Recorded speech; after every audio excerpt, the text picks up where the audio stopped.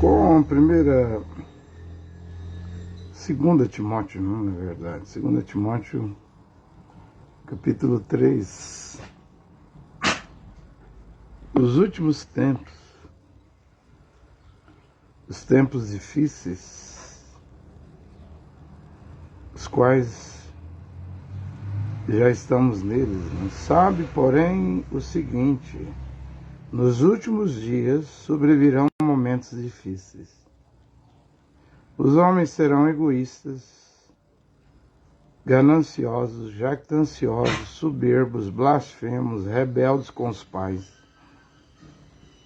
ingratos, iníquos, sem afeto, implacáveis, mentirosos, incontinentes, cruéis, inimigos do bem, traidores, atrevidos, enfatuados, mais amigos dos prazeres do que de Deus. Guardarão a aparência da piedade. Só a aparência, né? É o que vemos aí no mundo gospel, no Brasil, que teve 3 movimentos, né? O de 1910, o pentecostalismo, com Daniel Bergo na Vingre, Assembleia de Deus, e aí veio os derivados, né? CCB, isso é tudo igreja hoje com 8 milhões, mais de 10 milhões de seguidores. Depois, em 1950, veio o segundo movimento, deuteropentecostalismo, mais diferente do que os pentecostais, Igreja de Deus e Amor, no seu RI, regulamento interno, né? Proibindo barba, calça jeans, televisão, né? Mas hoje está bem frouxa, né? E veio a Casa da Bênção, veio o Brasil para Cristo, tudo um movimento deuteropentecostal, Manuel de Melo, Davi Miranda.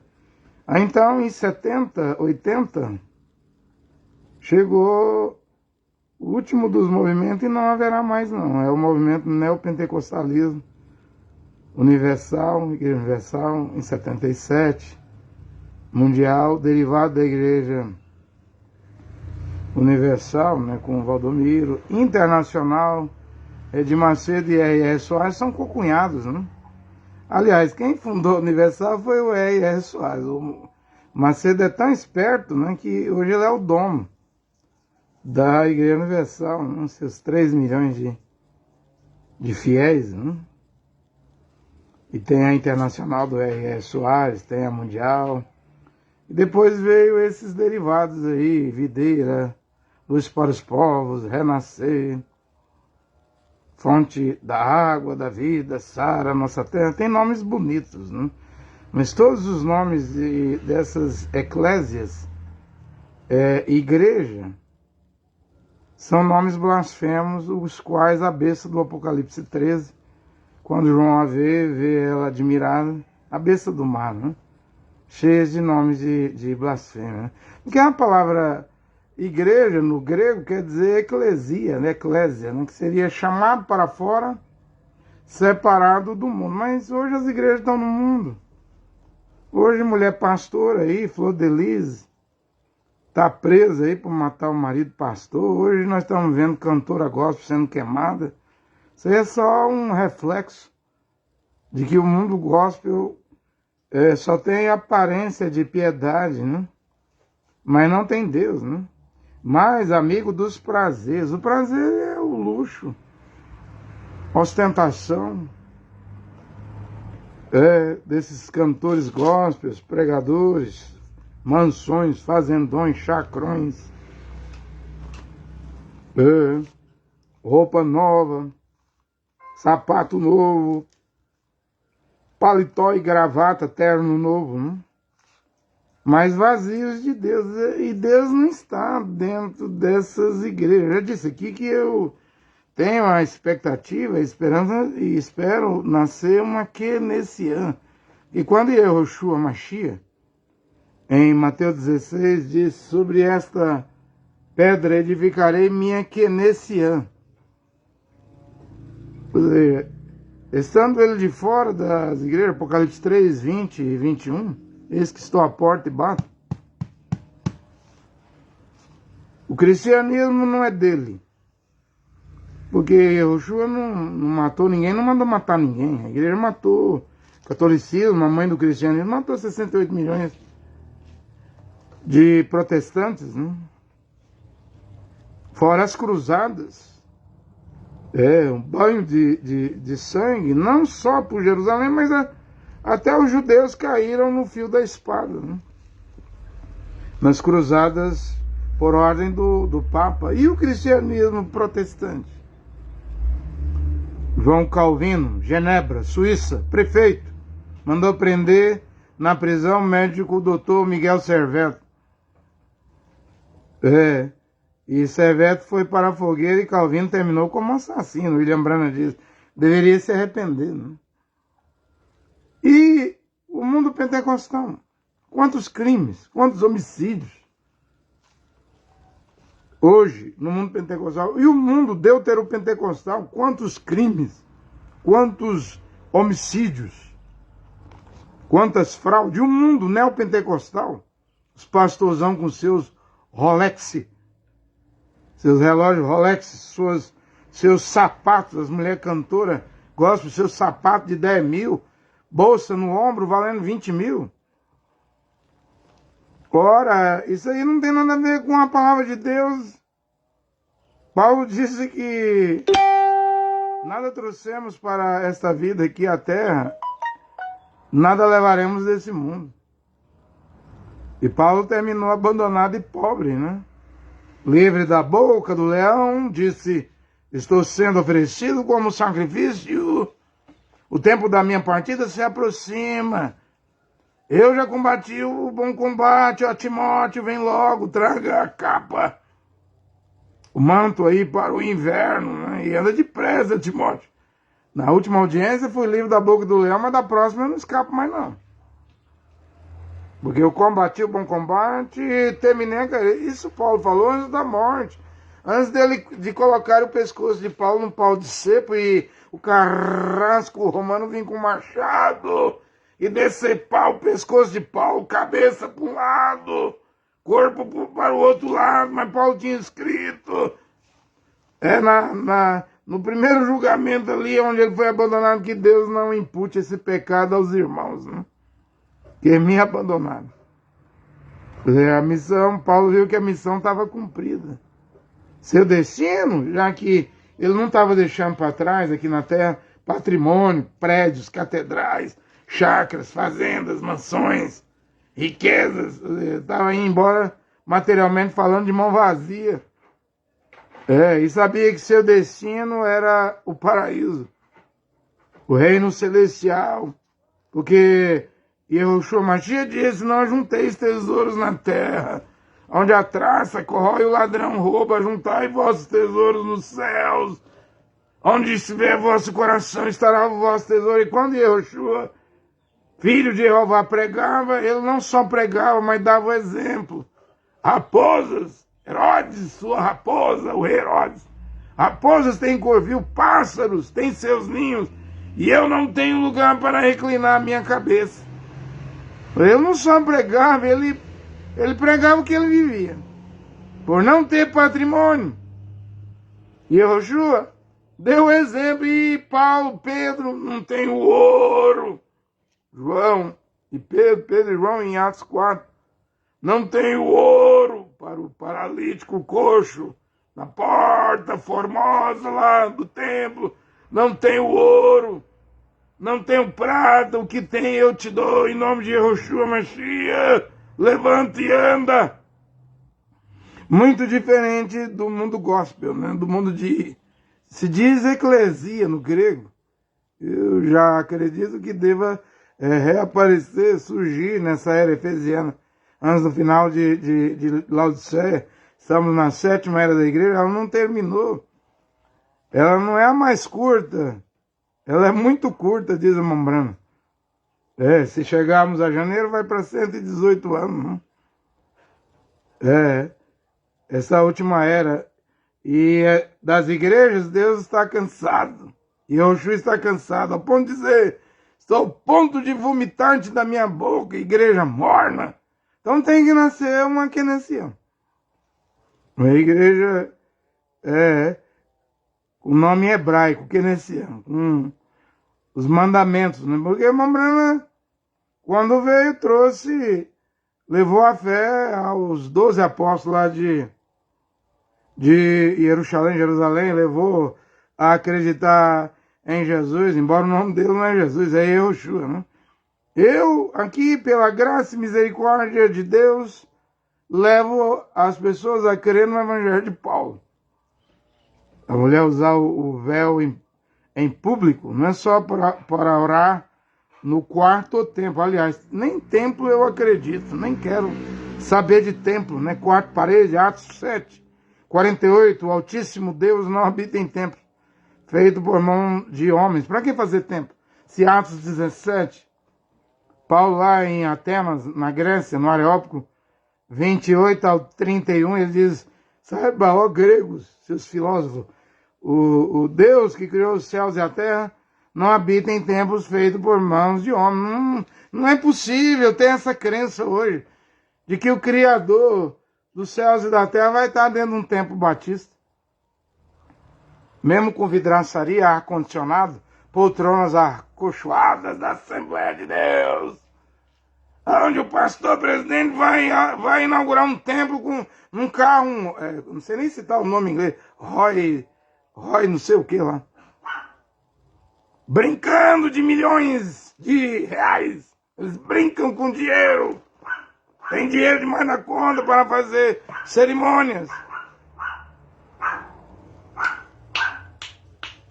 Tem dinheiro para fazer cerimônias. Estou esperançoso de nascer uma keynesiana. Na doutrina de Paulo. Uma mulher usando véu em público, né? Não andando com a cabeça nua. Vê? E a essas alturas, eu sei, o irmão Branham autorizou a mulher pintar o cabelo. Eu não autorizo. Nessas alturas, à meia-noite, eu não sei se o que eu estou pregando é o grito da meia-noite. Se for, é a última hora. Eu não autorizo pintar o cabelo. Não vi Paulo autorizar. Eu prego que a mulher não pode mostrar seu cabelo, a não ser para o seu esposo. É proibido. A única pessoa que deveria ver os cabelos de uma mulher casada é o marido. Fora disso, 1 Coríntios 11, versículo 10 diz que o véu é sinal dos anjos. E mostra que a mulher está debaixo da autoridade do marido. Submissão. Você diz, a mulherzinha hoje diz, e eu não vou usar. Isso é doutrina de Corinto. Doutrina de Paulo para Corinto. Problema seu, mulher. Quem vai para o inferno, para o lago de fogo, não é eu, é você. Que é rebelde, que desobedece a palavra de Deus e o ósculo santo. Romanos 16, saudai uns aos outros com o ósculo santo. Tem gente que diz assim, isso hoje seria homossexualidade. Sua mente é podre, homem, mulher que diz isso, mente podre. Deus existe. Deus o Pai existe, o Filho existe, Deus é santo. Para o povo santo de Deus, o ósculo santo é bem-vindo. O beijo, né? No rosto e no pescoço é bem-vindo. Agora, se você tem a mente podre, não posso fazer nada por você. E a mulher, segundo está escrito em 1 Timóteo 5,10, lavar os pés dos homens santos. Quando seu marido hospeda, irmãos, em sua casa, é dever da mulher lavar os pés. Pelo menos uma vez ali na hospedagem. Minha irmã é bramita. Ontem ela me disse aqui na porta de casa, falando da fé dela, eu dizendo para ela, não queria ouvir, não quer nem ouvir. Tá complicado, não? Eu disse, eu prego a palavra original de Paulo. Ela disse, eu pratico lava-pés, eu lavo o pé das santas. No tabernáculo. Lavar os pés das santas? Onde Paulo mandou a mulher lavar o pé de mulher? Eu vi Paulo mandar a mulher lavar o pé dos santos, dos varões, dos homens. 1 Timóteo 5,10, pode ler lá. E outra coisa, eu sei, William Branham trouxe o lava-pés para o tabernáculo. Homem lava pé de homens e mulher lava os pés das mulheres. Mas quando você lê o livro de Atos, os 4 evangelhos, nós não vemos mulher lavando pé de mulher, não. Inclusive na ceia, na Santa Ceia, no cenáculo, era Yehoshua e os 12 apóstolos. E Yehoshua lavou os pés dos apóstolos. E disse, como eu vos lavei os pés, João 13, capítulo 13 de João, vós deveis lavar os pés uns dos outros. Mas nós não vemos Paulo lá, Saulo, Shaul não era nem convertido. Ele não estava lá no lava-pé. E como que Paulo iria implantar o lava-pé depois da ceia? Ele não implanta. Lá em Coríntios 11, você lê a partir do versículo 17 ali sobre a Santa Ceia, Paulo não coloca o lava-pé. E como Paulo iria implantar o lava-pé se Yehoshua não lavou os pés dele? E Yehoshua diz, se eu vos lavei os pés de Pedro, de André, de Filipe, de Bartolomeu, de Tomé, de Tiago, de João, de Judas Tadeu, mas eu não lavo os pés de Paulo, não. Você é ignorante? Problema seu. Para Paulo, se Paulo tivesse que implantar o lava-pés, ele teria que estar no cenáculo em Jerusalém. Ele não estava. Por isso você lê Coríntios 11, não tem lava-pés na Santa Ceia com Paulo. Na ceia do Senhor, no cálice do Senhor, no pão que representa o corpo do Senhor, o cálice que representa o sangue do Senhor derramado. Não tem lava-pés. E como teria se Yehoshua não lavou os pés dele? Eu estou de acordo em Pedro implantar. Pedro, João, os apóstolos, implantar o lava-pés em Jerusalém. Aos varões, porque não tinha mulher na Santa Ceia. Não havia mulher no cenáculo. Porém, Paulo, doutor e mestre para os gentios, o apóstolo para os gentios, implanta o lava-pés em casa. Na hospedagem. Quando houver hospedagem, uma mulher para ser escrita como viúva, a igreja assistia ela, só se ela foi mulher de um só marido, se criou bem os filhos, se praticou boas obras, se lavou os pés dos santos. Nas hospedagens. Então o lava-pés voltou, bramita. E voltou no lugar certo. O lugar certo do lava-pé é 1 Timóteo 5,10. Para os gentios, para as nações, para essa Kenessiã, que deve retornar agora. Dentro da era de Laodiceia tem uma era efesiana curtinha. Antes da guerra do Gog, Magog. Olha aqui, essa Kenessiã está aqui à meia-noite, já tem a guerra de Daniel 11:40 ao 44 lá. No mar Mediterrâneo, segunda besta. Se o Catar, estão dizendo, o Catar está se aliando à Turquia. Eu quero deixar bem claro. A Turquia, o país da Turquia é vizinha Geórgia. Próximo à Odécia do Sul. Geórgia, é vizinho, fronteiras. A Rússia já tomou a Geórgia, o Gog. E é na Turquia do Erdogan que nasce o rio Eufrates. E o Eufrates está se secando para cumprir Apocalipse 16. É como agora. Esse calor intenso aí com sensação de mais de 50 graus. Gente morrendo. Nem eu vi no Rio de Janeiro, nem os cachorros. Tá aguentando. Eu vi um cachorro entrar dentro de uma caixa de gelo. E os médicos estão dizendo, cuidado com os animais, isso é um sinal. Quando um cão entra dentro de uma caixa de gelo, é um sinal que ele não está aguentando a temperatura. Cuidado com os cães, nessa hora, os animais. Quem tem animais, cuidado com os idosos. A coisa vai piorar. E a NASA, eu devo dizer isso porque está aí na internet. Um professor da NASA disse, haverá um apocalipse da internet em 2024. Vai haver uma radiação solar que vai causar um apagão por meses. Estão dizendo que até a eletricidade vai parar na Terra. Seria bom, né? Seria bom, e também seria bom aproveitar se vier mesmo esse apocalipse da internet, aproveitar esse restinho de tempo que tem de internet e divulgar bem a mensagem do Evangelho de Paulo, a sã doutrina, porque se isso parar, der um apagão, isso vai voltar como era em 92, 91, 88. Ninguém tinha celular, né? E agora já estão dizendo que vai acabar a energia também. Não sei. Grandes coisas estão vindo. Eu vi aí evacuar uma cidade na Islândia. Em 48 horas houve 2.200 terremotos sem parar. E o gás tóxico das fendas, da abertura da terra, subiu para essa cidade da Islândia e eles evacuaram a cidade. Vulcões estão acordando. Terremoto. Aquecimento. O calor do sol. Os sinais estão aí. Tudo isso é contração. Dor de parto. Avisando que a natureza está em contração, está gemendo. E essa natureza, pássaros, aves, rios, a lua inclui, o sol inclui as estrelas, plantas, animais, aguardam a manifestação dos filhos de Deus. Dos filhos e filhas de Deus, que nesse ano deve aparecer nesta hora. Mas que nesse ano, que eu não posso mais dizer igreja, cristianismo. Isso aí é religião. Como o Islã é uma religião.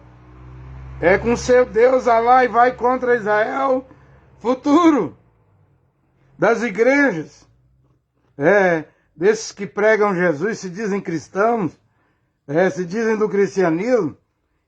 Cristianismo que matou na Santa Inquisição, matou nas cruzadas, e hoje nós estamos vendo pastora matando, assassinatos dentro de igrejas. Isso prova que essas igrejas não são do Machia, que Pedro não matou ninguém, Paulo não matou ninguém, ao ponto de matar, fazer assassinatos. Isso prova que esse cristianismo é religião. Eu já acredito em Atos 11, 26, que em Antioquia os irmãos foram chamados de marciânicos. Porque o nome dele não é grego. Jesus, latim, língua morta da igreja romana. Cristo, grego, eu acredito em Yehoshua Mashiach. O nome do Filho de Deus que tem Yud, He, Vav, He. As 4 letras do tetragrama sagrado. YHWH. Se está no nome Yehoshua. Josué nunca foi chamado de Josué. Josué era chamado de Oséias. Rocheia. Lá em Números. Mas Moisés fez uma obra antes de sair da terra, antes de morrer. Que obra Moisés fez? Acrescentou um Iud. E aí ficou o quê? Ficou Yehoshua. Porque o nome do Salvador apareceu sob a inspiração de Moisés no Velho Testamento. Moisés não colocou Josué. Aonde? Se o hebraico, o alfabeto hebraico não tem a letra J. Fica aí com o seu Jesus católico, Jesus protestante, vai pregando. Jesus pentecostal, Jesus deutero-pentecostal, Jesus neopentecostal. Isso aí vai te levar para o Armagedon. Junto com rock and roll das igrejas, o pagode, o forró das igrejas, o gospel das igrejas. O rumo disso aí, o final disso aí é o Armagedon. Eu volto a ler Paulo. Olha aí, serão mais amigos dos prazeres. Prazer hoje é dinheiro. Lucro. Cachê. As ofertonas, os dizimão. Dinheiro. Mais amigo dos prazeres do que de Deus. Guardarão a aparência de piedade. Embora muitos já nem se vestem.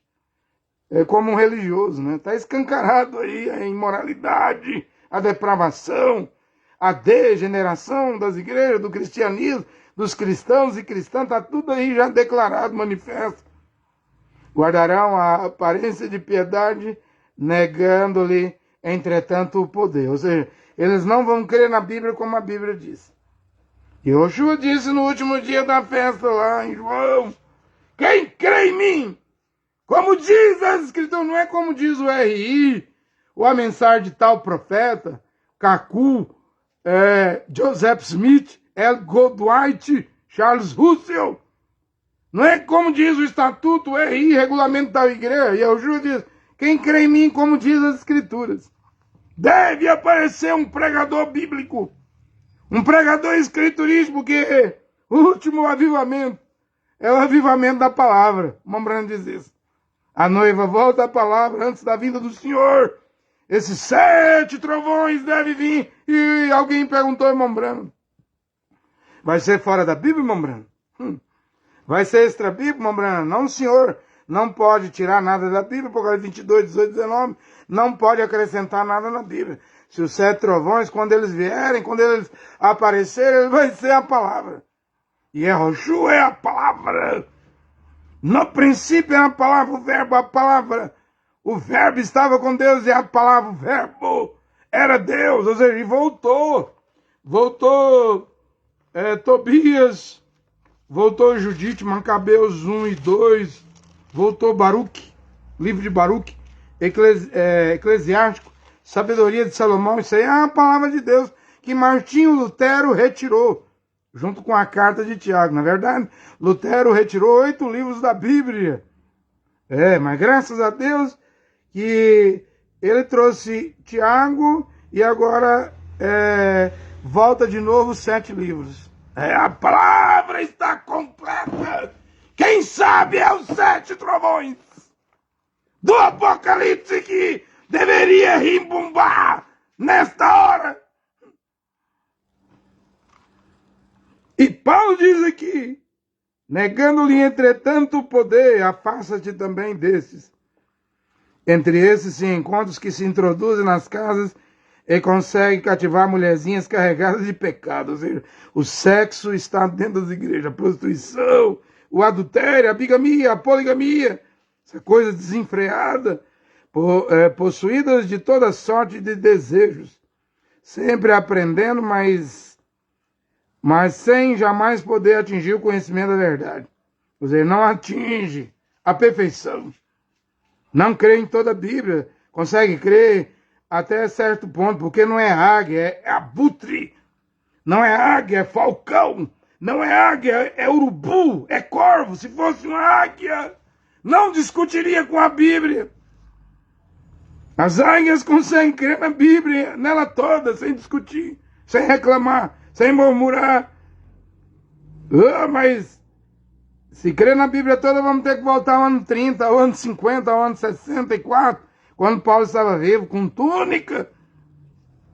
Usar vestido, a maior crítica que eu recebo aqui no Brasil por usar túnica é que as pessoas estão me chamando de padre. Há 20, 30 anos atrás, no Vaticano, os padres usavam túnica. Hoje um padre não usa túnica mais na rua.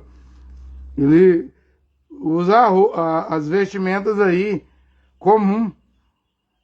E sabe que a túnica é uma roupa para os santos. E a maior crítica que eu tenho recebido quando ando na rua, em supermercado, na rua, as pessoas gritam, olha o padre. Eles estão achando que eu estou de batina. E eu não tenho nem túnica preta e nem pretendo ter uma túnica preta. Não pretendo, mas eles gritam, olha o padre, olha se para entrar no céu. Vão me criticar, me chamar de padre, eu acho que isso é pouco.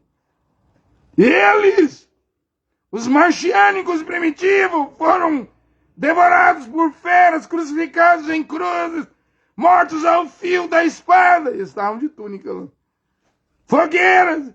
E eu hoje, para ir para o céu, preciso ouvir essas criticazinhas.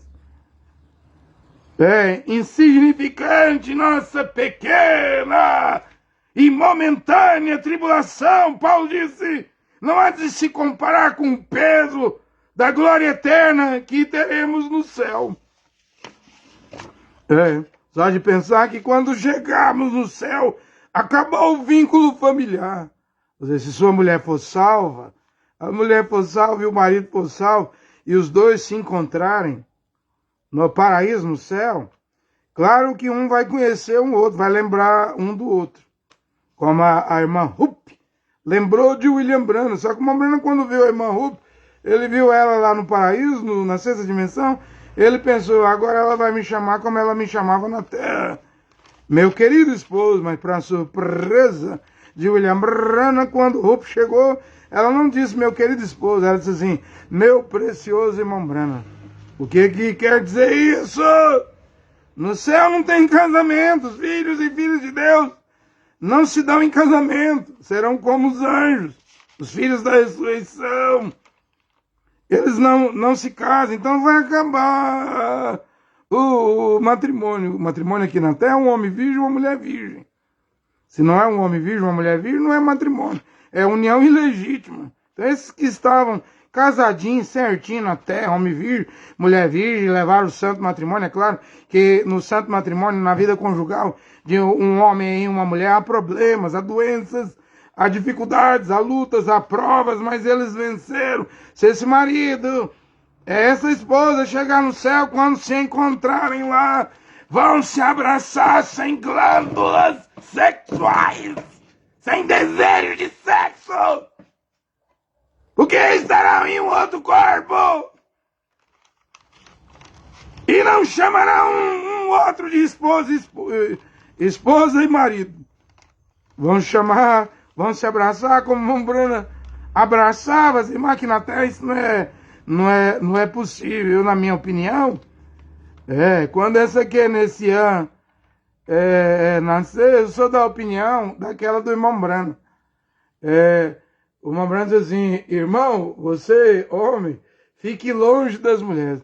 Eu sou do parecer que um irmão não precisa nem pegar na mão de uma irmã. Só o oi, olá, já tá bom, não vai dar conta. Que é pra ficar longe das mulheres, mas lá na glória, naquele corpo celestial lá, para viver no paraíso, e não é o corpo glorificado. É só o corpo celestial para viver no paraíso. O glorificado é para o milênio. Tem carne e osso, como de Yehoshua, vai entrar pela porta, sem abrir porta, pelos blocos da parede. Porque ele não precisou mais usar a porta, e eles pensou lá em João, é um fantasma. Ele disse: eu não sou fantasma, venha tocar em mim, eu tenho carne e osso. E para provar que eu não sou fantasma, você tem alguma coisa de comer aí? Senhor, tem pão, tem mel, traga para me comer. Espírito não tem carne e osso. Vocês que ficam pregando 200 sentinelas do livro de Enoque, 200 Gregori, vocês que ficam pregando isso, que eles vieram até e fizeram sexo com as mulheres lá em Gênesis 6, nasceu, os Nefelim, tá errado. Tá errado, e Yehoshua disse: Espírito não tem carne e osso. Eu tenho. Os anjos não. Os filhos de Deus têm. E encarnaram. Encarnaram por causa da vontade, da carne e do sangue de um homem e uma mulher. Nasceram na terra. Não há reencarnação. Mas eles terão um corpo como o do Mashiach. Vão comer, vão beber, vão entrar pela parede. Sem usar janela. Não é ladrão, não. É um corpo glorificado, semelhante ao dele, capaz de submeter a si mesmo todas as coisas, o tempo, a matéria, o espaço. Tudo estará submisso a esse corpo. Aí já dá para romper os blocos da parede. Presta atenção. Você pensa que um homem viver com uma mulher é tudo, uma mulher viver com um homem é tudo? Há uma eternidade vindo, onde os salvos, os filhos e filhas de Deus, vão chamar um outro de irmão. Acabou matrimônio. E por que tem que acabar? Porque tudo vai voltar como era na eternidade.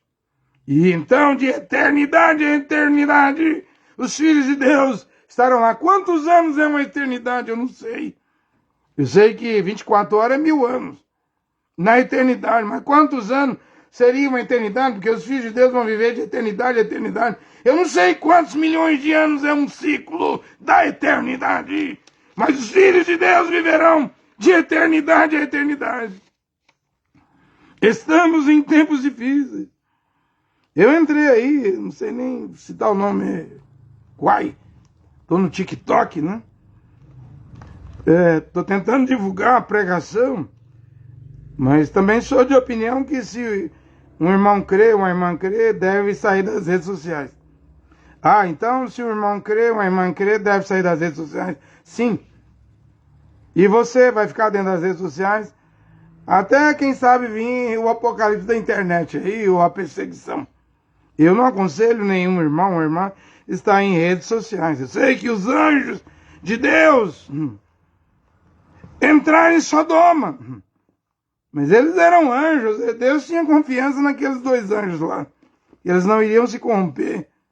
E a missão deles é entrar em Sodoma, era arrancar Ló E a família de Ló de Sodoma, embora a mulher de Ló olhou para trás, virou uma estátua de sal. Né? Nós estamos vivendo numa hora que para ir para o céu tem que sair das redes sociais. Ô, mas você está entrando em TikTok, Facebook, você está aí em YouTube, agora é Quai. Se tiver outras eu vou entrar também, mas eu não estou entrando para estar em redes sociais e ver essa podridão. É só para divulgar essa mensagem relâmpago, rápida, curta, que deve estar na terra nesta hora, para trazer os filhos de Deus a palavra original. Eu entrei nesse aplicativo, essa madrugada eu estava só olhando rapidamente assim como é. Gente, mas é tanta morte, é tanto vídeo de morte. Gente montada em moto ali, executando gente. Marido que a mulher largou, executando a mulher. Filha matando mãe, filho matando pai. Gente, mas o mundo tem morte demais da conta. E eu pensei nessa madrugada, gente, a violência, a maldade já perdeu o freio. Ou seja, o mundo está no ponto de ir para uma terceira guerra mundial. Para uma Armagedon, é o fim do mundo. Não tem mais freio. Não tem governo, não tem religião, não tem mesquita muçulmana, não tem nada no mundo mais que controla o mundo, a violência, a maldade. Já está como nos dias de Noé. Está horrível o mundo. A maldade não tem freio, ninguém freia. O mundo tem que acabar mesmo, é muito assassinato, é muita traição, é muito adultério de homem e de mulher, é muito roubo, é muito motel. Já passou dos limites, o fim tem que vir, não vê? Que o fim tem que vir. Que o começo do fim do mundo começou com essa guerra em Israel. Não é o fim do mundo ainda, mas é o começo. Presta atenção no que eu estou a pregar nesta hora. Eu já estou até terminando a minha pregação. Mas você quer ir para o céu? Eu devo fazer essa pergunta. Quem quer ir para o céu? Qual homem? Qual a mulher que quer ir para o céu? Eu vou dar a receita. Além da sã doutrina de Paulo, o evangelho de Paulo, você quer mesmo ir para o céu, homem, mulher? Além de Hebreus 12:14, que diz, sem santificação ninguém verá Deus, ninguém verá o Senhor Deus, o Senhor Yahushua. Além disso, eu vou dar a receita. Quer ir para o céu mesmo? É aquela que eu preguei numa pregação aqui. Mateus 25.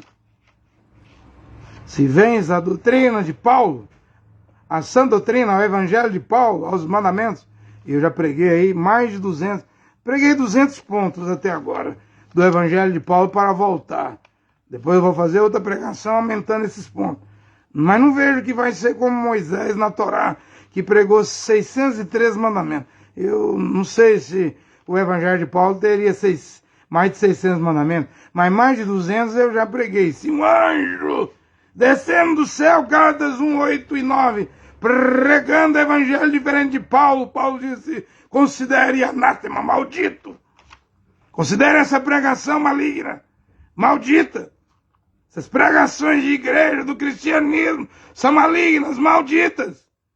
Mas o evangelho de Paulo, que vai fazer uma Kenessian, um povo especial, um povo zeloso, um povo santo, um povo irrepreensível, um povo sem mancha. Um Kenessian, sem mácula, nascer novamente, reaparecer novamente. Esse evangelho é glorioso. E se depois de voltar ao evangelho de Paulo, estando salvo, mantenha a sua salvação. Quer ser salvo? É Mateus 25, depois disso. Depois de voltar a palavra. Mateus 25, aliás. O que deve fazer? Dê comida a quem tem fome. Você não precisa ir numa invasão, numa favela, num lugar pobre. Deixa que as pessoas vão bater na porta da sua casa. Ou quando você for no supermercado, vai ter gente ali pedindo. Ou na porta ali de uma loja. E se alguém te pedir, não negues dar. Dê comida a quem tem fome.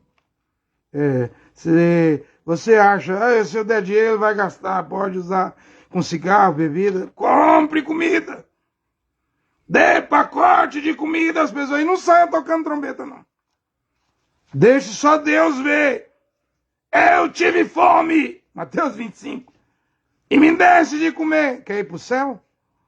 Eu tive sede. Está escrito, eu estou citando a Bíblia.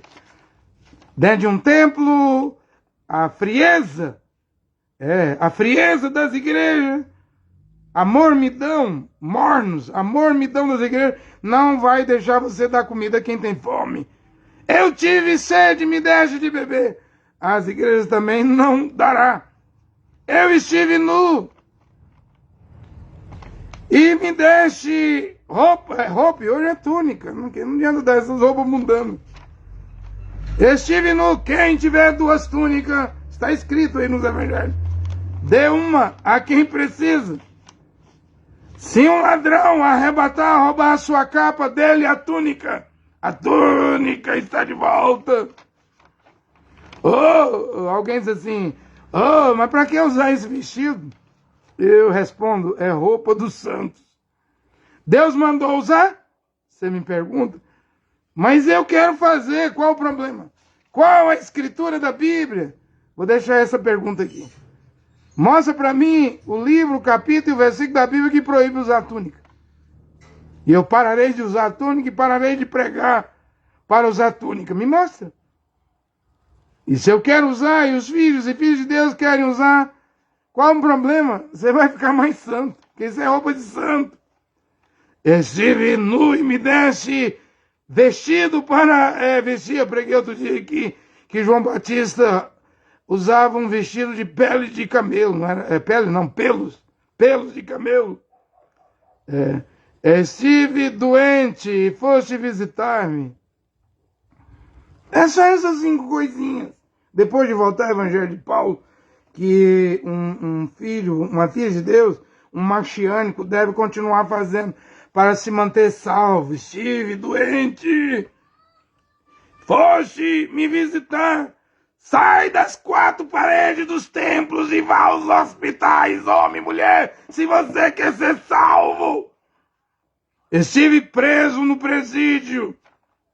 Foste me visitar. Saia das 4 paredes de templos de igreja e comece a visitar, frequentar presídios. É aí onde o Senhor e Yeshua Mashiach estará a partir de agora. Hospitais e presídios. Você vai ter que sair de templos, de catedrais, de naves de igreja. Fica aí, engomado, aparafusado aí, dos pés à cabeça dentro de templo. Quanto que para ser salvo, ele vai dizer assim, vinde benditos do meu Pai, possui por herança o reino que vos pertence desde antes da fundação do mundo. Porque tive fome e deste-me de comer, sede, deste-me de beber, estava nu e me cobriste com vestido, estava doente, preso, hospital e presídio fosse me ver. Senhor, mas quando fizemos isso, Senhor? Os filhos de Deus, as ovelhas, vão perguntar, ele vai responder, quando fizeste a um desses meus pequeninos, a mim me fizeste. Esta hora está chegando e chegou. Queres ir para o céu? Cuidado. Templos de pedra, de igreja, de mármore, telhados, ar-condicionado, orquestras, catedrais, pregadores, presbíteros, diáconos, apóstolos, profetas, evangelistas. Isso aí não te leva para o céu, não. Leia bem Mateus 25. É hora de mostrar compaixão, misericórdia, amor. É hora de abrir mão do que tem. E o que você tem não é seu. Se você tem uma casa, um carro, um automóvel, se você tem uma empresa, não considere isso seu, porque você morre e não leva nada. Tudo aqui é de Deus. Então até o que Deus nos dá emprestado, vamos devolver, vamos dar a quem precisa. Vamos ajudar quem precisa. Esta é a hora. Isso também é o evangelho da hora, a palavra original. Que Deus, o Pai, Jeová, e seu filho Yehoshua abençoe nesta hora os filhos e filhas de Deus com esta pregação. Amém.